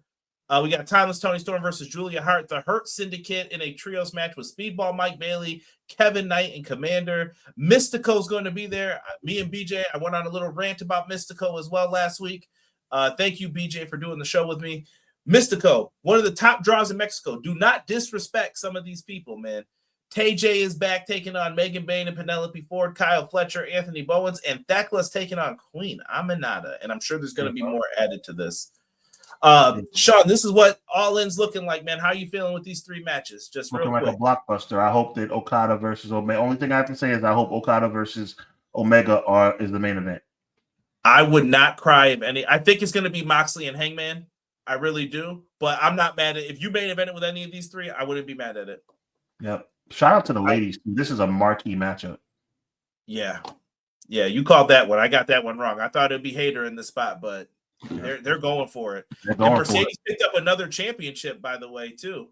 Yes, she's 5 belt Monet again. She's out here cruising. TNA. Yeah, well, technically, she's probably carrying the Owen belt too. Yeah, facts. Against all odds, Trick Williams beat Elijah. We have Masha Slamovich, who's been fantastic. If you ask me who needs to be spotlighted, it'd be Masha, Macklin, and Mance Warner, probably some of my favorites. You had the famous team of the Nemeth brothers, the Zigglers, in there. Santino Marella won a pretty big match for him to keep his power. Joe Hendry loses to Frankie Kazarian. Huh? Ali picks up a big win. I don't know what we're doing for some of this. I don't. Mike Santana's the next guy, but I also think that they need to be careful because I think Mike Santana's on WWE's radar. I heard they liked him a lot. That's a fact. So every time you get something good, hey, friend, where have you been? Like they're going to be right in there with their hands. Tonight, we've got Raw. Nikki Bella's on. For some reason, that picture didn't go through. I probably ran out of space, but Nikki Bella will be returning on Raw tonight to do what? We don't know. King and Queen of the Ring tournament begins tonight. They're going to have 4 ways for each brand, and then the winners will face off and and meet to crown the winner. And main event tonight, Jey Uso, Gunther. Let's go. Well, it's time to predict the main event, and I think I have it down to a science. I could be wrong. But I believe that Jey Uso defeats Gunther in a very hotly contested dogfight of a match. I think Jey Uso gets what could be considered outside of WrestleMania his signature win by beating Gunther one-on-one. Many near falls. I think it's going to be a 20-minute match, and I think immediately following Jey Uso's hard-fought victory, you're going to hear Burn It Down, and Seth Rollins is going to cash in the Money in the Bank. I'm hoping Punk or Sammy shows up. Someone's got to stop him from trying to take advantage here. I think you can do it. I think you hold off at least until SummerSlam. I would like that to be the case, but I just have a sneaking feeling that. Now, look, I have a sneaking feeling he's going to cash in. That doesn't mean, like you said, maybe Punk and Sammy could save it, but I don't know. I just know I have a feeling that Seth is going to try and cash in tonight. Yeah, I think he's going to attempt to, but I don't think he ever gets to fully go through. Miracle says Seth Rollins loses his briefcase when he tries to cash in tonight, but he recovers by winning King of the Ring, going on to SummerSlam to win the title. I like that Miracle. He kind of gets out of the picture and then right back in. Yeah, but then you gave him the briefcase for him to lose it, then for him to win the next tournament. Like he won 2 accolades just to get 1 title shot. I feel you. That's why I think my original prediction. Again, the key to the whole prediction is that Jey beats Gunther in a hard-fought match. I'm talking about a knockdown, drag out, many near falls, Jey to the point of exhaustion, and then Jey gets the win. And then here comes Seth. Does Goldberg show up tonight? I hope not. I heard that rumor too. Golly. Oh God. Do you want Gunther to lose 2 in a row against Jey? I think it's going to be Gunther by DQ. That won't weaken him any. Sorry, Sean, but I gave you the finish earlier in the show, man. He's losing because Seth with the case is lame. So yeah, he thinks that they're just gonna let him get it. Who's Goldberg? Yo, you know who. I'm way late. No, you're good, Jesse. You're good, man. What up, We're just Jesse? wrapping up. We're just wrapping up, man. I'm letting Sean say his phrase. We're gonna get on out of here. Hit like if you just came in. Definitely go back and listen to us. We're on audio streams, Spotify, Apple Podcasts, wherever you listen to podcasts at. We're there. Yes. Just go in and show some love. I did promote us, Jesse. Jesse's live tomorrow, Tuesday. Make sure you guys show love to the Pro Wrestling Shoot. Sean, take us out of here, brother.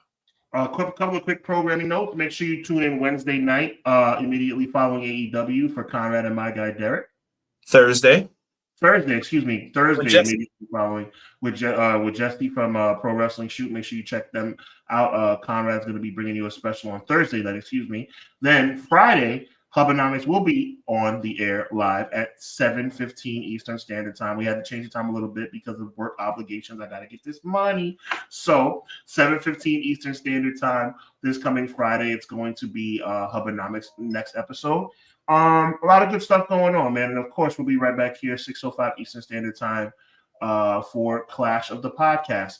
I want to be clear. I hope Jey Uso retains. I hope the show goes off the air with everybody eating. I just have a sneaking feeling that evil Seth Rollins is going to get the job done tonight. I hope I'm wrong. So on behalf of Conrad Cushman, my good friend, brother, and tag team partner, my name is Sean Hubbard. He's Everything Pro Wrestling. I'm Hubbard Wrestling Weekly. We are Clash of the Podcast, and we will see you 6:05 Eastern Time next week. So until then, God bless, be encouraged, and evil never prevails. Later.